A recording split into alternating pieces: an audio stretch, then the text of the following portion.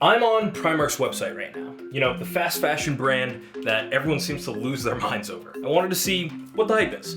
So take a look at these shorts. How much do you think they cost? $10, $50. Turns out they're only $4. You can get a bunch of items just like this for about that amount from Primark.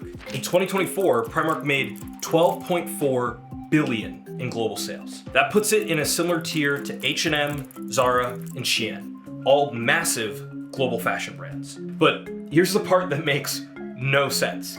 Even though I'm on their website right now, I can't buy anything from Primark online. Not in the US, not in Europe where they're headquartered, nowhere. In a world where everyone shops online, especially for fast fashion, how does Primark get away with not having any e-commerce at all? Why is it stuck in the Stone Age? This story isn't just about one company. It's about what we've been taught to expect from modern retail and what it actually takes to make that happen. And importantly, if one of the most successful fast fashion brands can thrive without e-commerce, why are they the only ones doing it? For what's going on with Primark to make sense, we first need to understand how the fast fashion industry and some of its competitors work.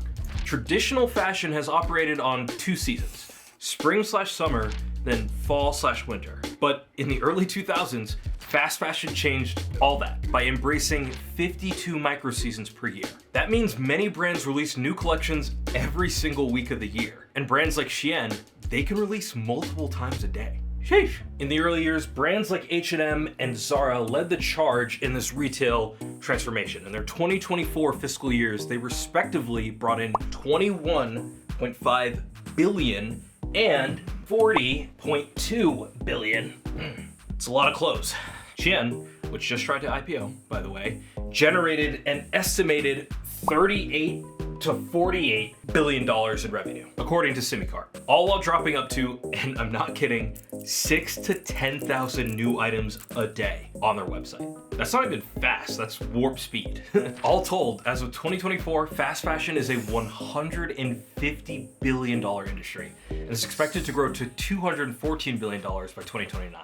That's a lot of $4 shorts. And to be clear, e-commerce is a significant part of these brands' revenue generation. Most fast fashion brands get a quarter to a third of their revenue from e-commerce. And for brands like Shein, which is almost exclusively digital, that number is much closer to 100%. Now, before I get to Primark, I do need to address something. Yes, these brands are absolutely dominating, but part of the reason they all work is because of cheap factory labor, often in dubious conditions. I will come back to this later on, but I wanted you to know it is on my mind. Okay, now enter Primark. Founded in 1969 in Dublin as Pennies, the store aimed to provide affordable fashion to the Irish market, a mission that resonated with consumers and led to rapid success. Within a year, 4 additional stores were opened in Dublin, signaling the brand's strong market appeal. Side note, since I wondered about it too, Pennies became Primark in 1974 to avoid a trademark issue with the department store JCPenney. From 2008 to 2016, it expanded to 7 different countries across Europe. During this era, all the other fashion brands started launching their online stores. H&M started offering online shopping as early as 1998 in Sweden, and Zara hit the online fashion scene in 2010. But Primark, still nothing. In 2015, they made a big move across the Atlantic. They made landfall in Boston, which was a sensible strategic move. A lot of Irish American people live in Boston. Shout out to my hometown. As of spring 2025, Primark has 29 locations in the US and 460 stores globally. That sort of expansion takes a lot of time and knowing how to make the right strategic bets. Whether you're running a retail business like this, leading a team, or just trying to stay ahead of the curve, retail is changing in ways that affect everyone. Our team has put together a sharp, data-backed report that unpacks 5 major trends reshaping the $1.5 trillion retail industry.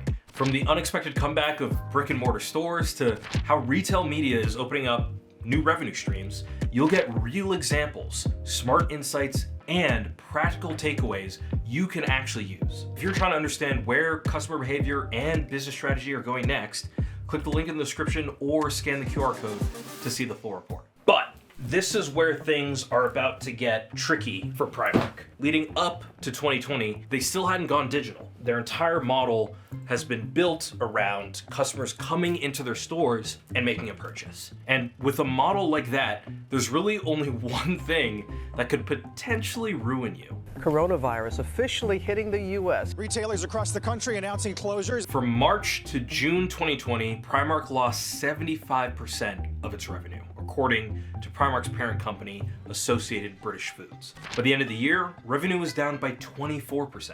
By the end of fiscal year 2020, profit had fallen 60%. And you're likely thinking, okay, this is the moment that Primark pivots. This is where it will be forced to modernize. It'll do an app or even a temporary web store. Well, kind of. Primark initiated a limited click and collect service, essentially their version of curbside pickup. Except that wasn't in 2020. That was in November of 2022. By then, most restrictions had eased up. So this click and collect service couldn't have been a potent response to the challenges posed by COVID. So while Primark is barely online and losing money from lockdowns, H&M, Zara, and Shein have been making money from online shopping this whole time. Putting this side by side, it becomes really hard not to ask, what is Primark thinking? In 2020, George Weston, CEO of Primark's parent company, said, "Our decisions online will be taken in their own context, not because of a once-in-a-100 years pandemic." Later that same year, the following CEO, Paul Merchant, said, "Anyone who thinks that shopping in person is over or outdated would be naive." Their stance was clear. We do digital on our own terms, not the world's. Not even when we've lost half our profit for the year. Honestly, I respect it. It's a bold commitment. And ultimately, that commitment paid off. By the end of 2022, revenue rebounded from the low of COVID's $6.6 billion to $7.7 billion, nearly as much as was generated in 2019 before the pandemic. By 2024, they had surpassed pre-COVID numbers. For this sort of "we're doing this on our own terms" bet to pay off, Primark's business needed to be airtight, from design to point of sale. From a design perspective, Primark uses a dual approach: timeless basics with trend-driven fashion. The basics are meant to be wardrobe staples: simple t-shirts, plain shorts, neutral outerwear. These are the bread and butter, priced at extremely affordable touchpoints. Primark's trendier items often lean into celebrity collabs, like its Rita Ora collection released in 2023 or its Kem Cetinay men's line. After design, it's time to manufacture, which Primark accomplishes in 793 factories in 17 countries. It doesn't own any of these factories. Instead, it partners closely with them. This is semi-normal in the fashion industry. H&M and Shein also don't own any of their factories, but Zara owns some. Beyond that, and one of the parts I found interesting when it comes to packaging and warehousing, is that items are shipped floor ready. This means that they're folded, tagged, and sorted by brand in the manufacturing plant, meaning that once they get to the store, they're ready to just immediately be placed on the shelf, which reduces costs by saving on additional labor at distribution centers. Speaking of which, distribution. Primark has 9 distribution centers. These centers are behemoths. Their largest in Islip, Northamptonshire, is 1.1 million square feet, the size of 19 football fields. With a space that big, they need to optimize it well. When floor-ready shipments arrive, both workers and automated systems scan and register items, making sure everything is accounted for. Automatic cranes and trolleys place goods where they need to go for delivery to retail stores, once again lowering costs from manual intervention. When Primark ships its goods, it does so by freight, utilizing a fleet of over 200 vehicles, which further reduces the cost of logistics while ensuring the high-efficient transit of a high volume of products. Finally, the goods arrive at the store, and this is where you can actually buy them. And this is where I'm going to toss it to my good friend Tori, another producer here at The Hustle, to tell you all about what it's actually like there. Tori, what's up? Hey, what up, Jamal? And hi, everybody. Yes, I am here at Primark Boston, which you might remember is Primark's first location in the United States. This store is 77,000 square feet, right in that sweet spot of the 70 to 80K range where most Primark stores fit. And this location is smack dab in the heart of downtown Boston, meaning foot traffic is definitely high. Let's check it out.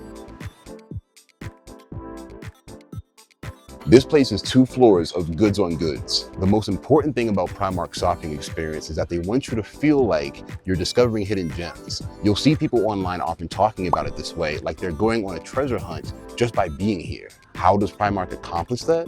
Most displays don't go above eye level. Getting a look at other departments means you can create a mental layout in your mind of every nook and cranny you want to explore. We know it's a tried and true tactic retailers use. You spend time exploring every part of the store, prompting you to buy more items. How big it is in and of itself becomes kind of a fun experience. But other than that, there might not be too much that's special about Primark's in-store experience. Totally makes sense. Hey, since you're there, you think you can get that shirt for me? Sorry, man, I gotta go. All right, well.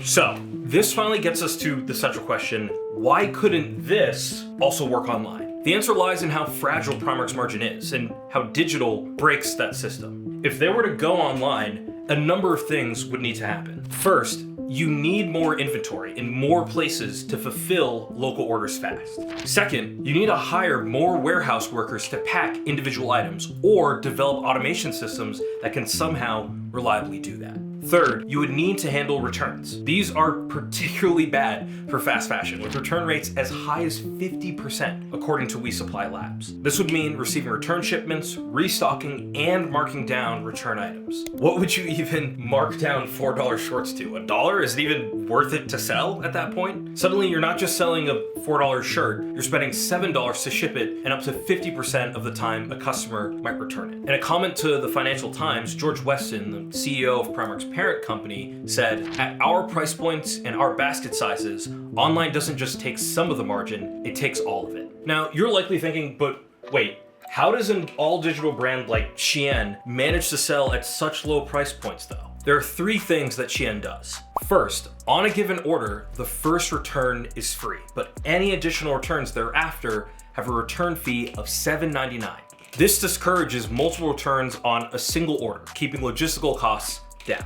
Second, original shipping fees are not refundable. That's money Shein gets to keep. Finally, Shein offers returnless refunds, where if an item is low enough in value, they'll just refund you without having to return it. It's a slightly opaque policy, with it being unclear which items are deemed low value, but allows Shein to save on return handling costs. In other words, a digital-first business like Shein is built from the ground up with digital in mind, while Primark isn't. Primark would need to completely build all of these systems from scratch, all while trying to keep costs as low as possible. It's not only a tall order financially, but also means that Primark's entire ethos of getting people physically into stores would need to change as well. And that's exactly the opposite of what they've built their brand around. So it's not that Primark refuses e-commerce out of stubbornness or necessarily because they're stuck in the past. It's because for them, e-commerce just isn't the right game to play.